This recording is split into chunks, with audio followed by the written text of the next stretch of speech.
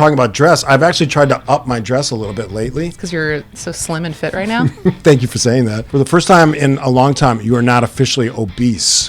Which, how come fat's not worse than obese? How do you legislate better parenting without it being government overreach? How are you going to punish parents who are doing just fine with one kid, but they've done the same thing and the other kid turns out bad? If your child dies from a preventable disease, is that just God's will? Do you pray to God on Packer Sunday?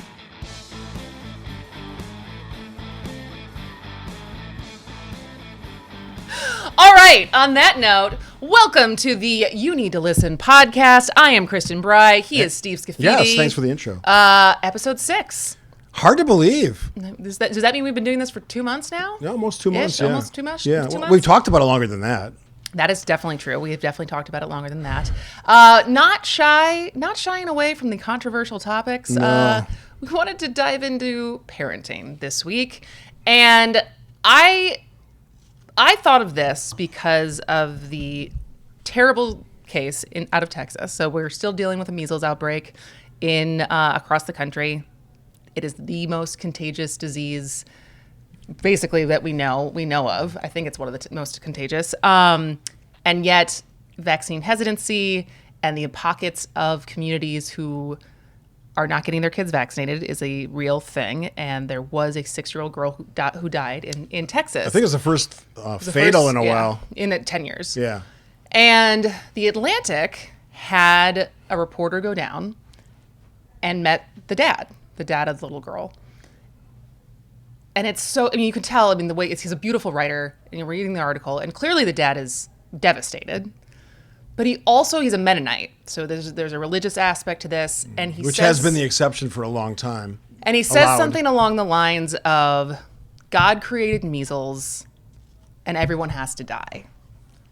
And obviously this is also the grief of a father trying to wrap his head around losing a child.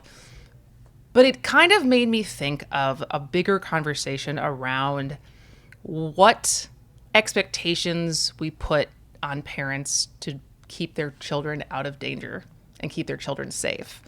And I don't want to make the whole episode about vaccines, but it is this weird thing compared to, like in Milwaukee, if you have a gun in the house and your child fires that gun on accident and kills themselves, kills another kid, the DA in Milwaukee will charge you charge the parent as a felony. Mm-hmm. And so, like, the conversations, if you get pulled over and your kid's not wearing a seatbelt, that's, child endangerment. And yet, because of the controversy around vaccines, that's overreach. And so I kind of just wanted to have a conversation around, now that I've been talking for 5 minutes. You're a good talker. The parenting of it all. Well, the parent question, like, what responsibility do they have? Should they be thinking... the religious piece is a little more difficult because obviously that's been allowed for a long time. Religious exemption against vaccinations, because a lot of public schools still require them, but they have religious exemptions. And I believe I know a few people that have been associated with the Mennonite faith, that's part of their creed, that you can say, no, we don't want to do that. Very much God will tell us when our time comes. But it's an interesting story because I think it points to the limits and the line for parents. And I was thinking about this in terms of, you and I were talking before we started recording. You mentioned the gun situation. If I go 50 miles away from Milwaukee, you can have the same thing happen and not be charged. Not be charged with a felony. Right. It would be a misdemeanor.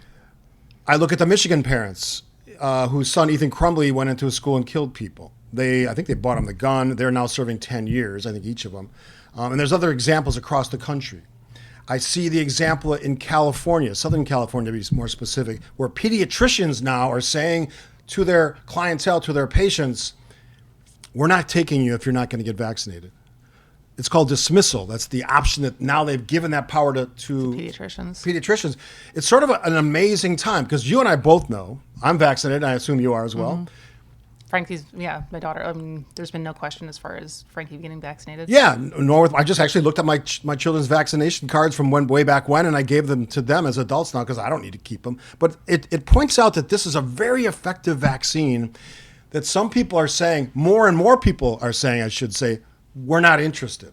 And you add in the RFK Jr. piece to Department of Health and Human Services, where he is openly advocating for vitamins as an alternative treatment, which, I'm sorry, as much as some people like RFK Jr., that is just complete bullshit. And to throw these ideas out like that's a viable option for people. But it does call into question the question of parents and what their responsibility is. I get the religious thing, but all the rest of it, I don't get. But it's also, it's like, how do you legislate better parenting without it being government overreach? God, that's a good question. And it's a hard question. I watched, And like on what topics is it fine and fair game, and what topics is it not? Like if a child is dead because of just like when it's based on decisions that the parents made. And is that punishment enough? Or is there, because it's like you've seen the talk and text line for WTMJ, the excuse or the some people love to point that, whether we're talking about Kia boys in Milwaukee or like the youths, that are doing, like, where are the parents? And you blame it on the parents. It's like, well, how do you legislate better parenting? And are you ready to do that not just to like black parents on the north side, right, but across the board if we're going to have the government try to encourage better parents? Because here's the thing about parenting, which is, I think I'm at the age, because I was older when I had a baby, we were very lucky. We were lucky enough to get pregnant. But whether you are a couple that's having struggle with fertility or you're a gay couple, like the gross inequity that for some people, if you can get pregnant naturally, there is no qualification needed to become a parent. And yet for when you have struggles with it, whether it be money, criteria, the government involvement, are you a fit parent? Just because you can't get pregnant, before you can even get that far. You go through the ringer to have a kid. But any 16-year-old or even younger than that, I'm like, well, especially now, but that's a whole other topic. And there's no guarantees that those parents who are going to be good parents are any better. Yes, and so it's like, what is the role of, and who gets to dictate that? Because like the vaccine thing for so many of us, it's like, because it's not even just a personal choice, because how the vaccines work is it's got to hit a certain threshold to create herd immunity. Yeah, and it's a high number. It's a high bar. For measles, it's 95%. Yeah, so here's where it gets tricky. If you're a fan of Netflix, you probably heard about the show Adolescence. I have not watched it yet. You watched it, right? I've seen the whole thing, and it basically talks about a young man, 13 years old, who does a very serious thing.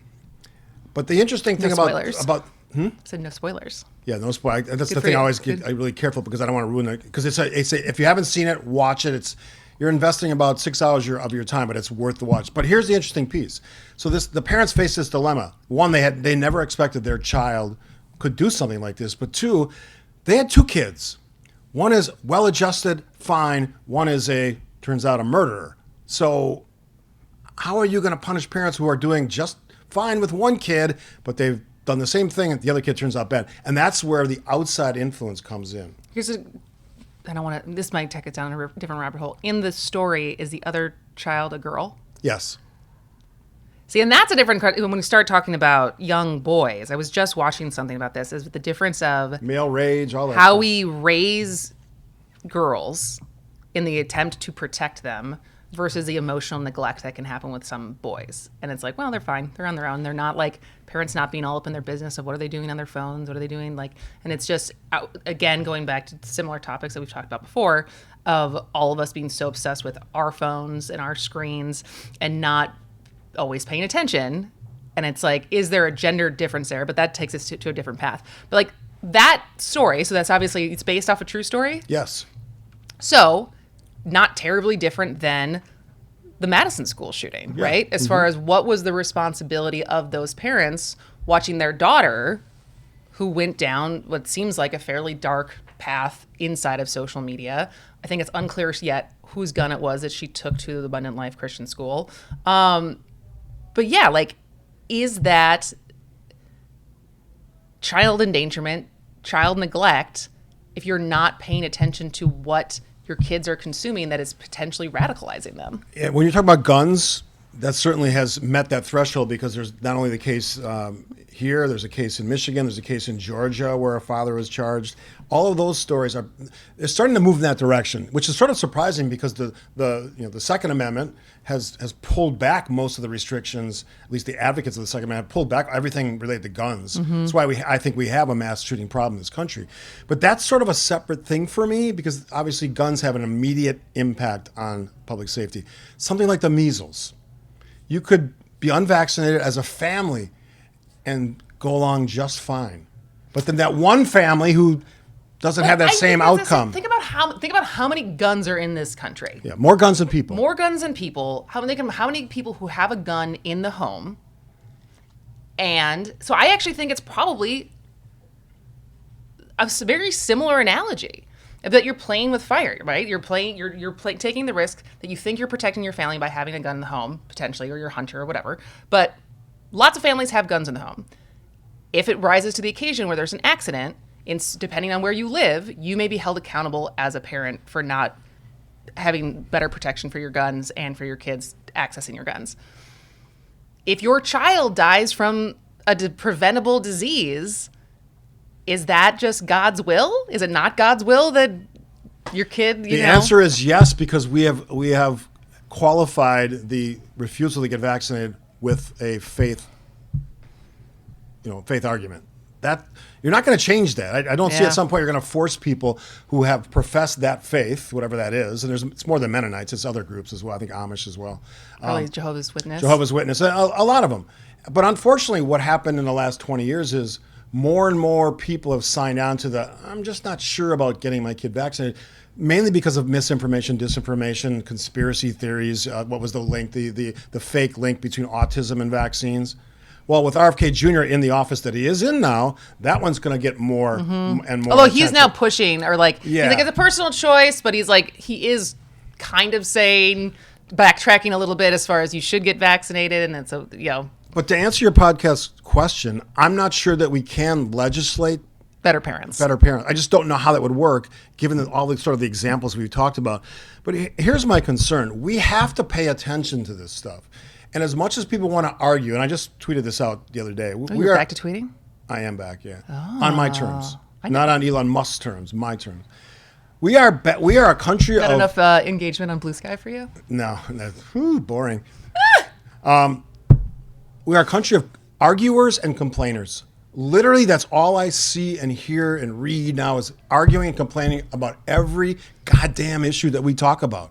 Everybody wants to argue and complain. No one has any solutions to anything, because whatever you argue, Earth is round, Earth is flat, there's both sides of that. We went to the moon, we didn't go to the moon. Vaccines are great, vaccines are horrible. They will mess you up. They will give you autism, you give your kid autism. You can't have a reasonable, rational conversation about any of this stuff anymore, which is frustrating as hell from someone who talks for a living, as you do. Mm-hmm. I don't know that we're going to be able to legislate parenting, but we can certainly communicate the things that work and do better at that. That's where I think my impetus is going to be, telling people, you know what, that argument against vaccines is complete bullshit. Here's why, and give the facts as much as we can. But we have to have the ability to transmit facts, but we also have a public that's willing to accept the facts, and that's the other roadblock, right? We have this Fox-fed world we live in now, because they consume all the oxygen in the room on public commentary about politics. It's hard to break that down. So many people are influenced by that now. Wherever you go, I go to a golf event, if I go to a grocery store, if I go to a restaurant, I hear people talking in ways that would have scared the hell out of me 20 years ago. That's like normal conversation now. It's just nuts. That's the frustration I have. Well, I think because one of the things that I forgot what spurred my brain to go down this way, but the individualism of our American culture, and this is what's best for our family, our nuclear family. You can't tell me. Instead of other cultures that are a little bit more collectivist and is like what is good for the group is good for everyone. Because I do think about that a little bit as far as what you think is best. Like, does it just come back to like that is the culture? Like, parents know best, and if it endangers your child, like, it's your kid.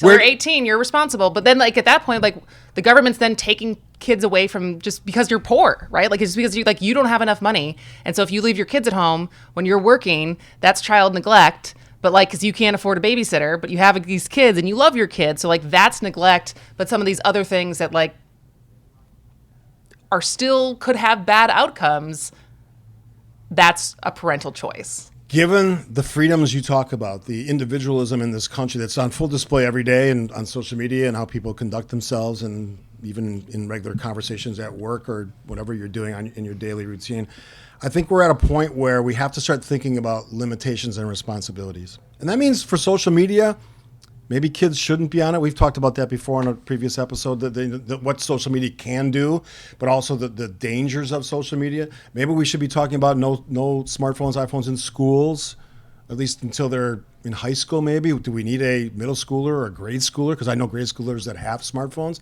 Should that be allowed? Should a kid be able to take his phone to bed with them? I mean, I don't know what you do. I don't keep my phone in my bedroom. Yeah, you do? Bad habit. All right, that is a bad habit. You Both Mike and I should break that habit. We should have. But let me ask you a question about that. So when it's in your, do you like look at a text at 2 a.m. in the morning, or sometimes if I wake up at 3 a.m. randomly and I'm like, why are you not sleeping? Well, sometimes I wake up at 3 a.m. and it's like your brain starts going. There's actually like science behind this as far as your REM cycle, and there's a whole thing about it. We covered it on Swing the State. Are you a sleep expert now? No, but I'm just saying that it's not an unusual thing that people wake up around 3 a.m. and their mind starts wandering and you can't go back to sleep. And so, yes, sometimes I make the problem even worse by looking at my phone, which is not Because helpful. you know what? All it's going to do is make you mad. It's going to make, yes. But it's also just like the blue light from the phone is not good for your REM cycles. And You like to call me, in fun, in jest, a grouchy old man. But one of the ways I try to make myself not a grouchy old man is on the weekend, I take this and I put it on my desk in my office and I leave it. That's smart. When we go out to dinner now, I don't take my phone with me. That's also good. So that sort of pulling away, I know this is sort of a stretch from parenting, but how you do things in life, your kids will mimic. And if you're a parent, like, for example, when you go out to eat, you look at a table, there's 6 people. There's like a couple adults, 4 kids, 3 kids, whatever, 5 people. Everyone's doing this. Yeah. Why don't you fucking pay attention to each other and just eat your meal and stop doing this? What in this thing is going to make you enjoy your dinner better?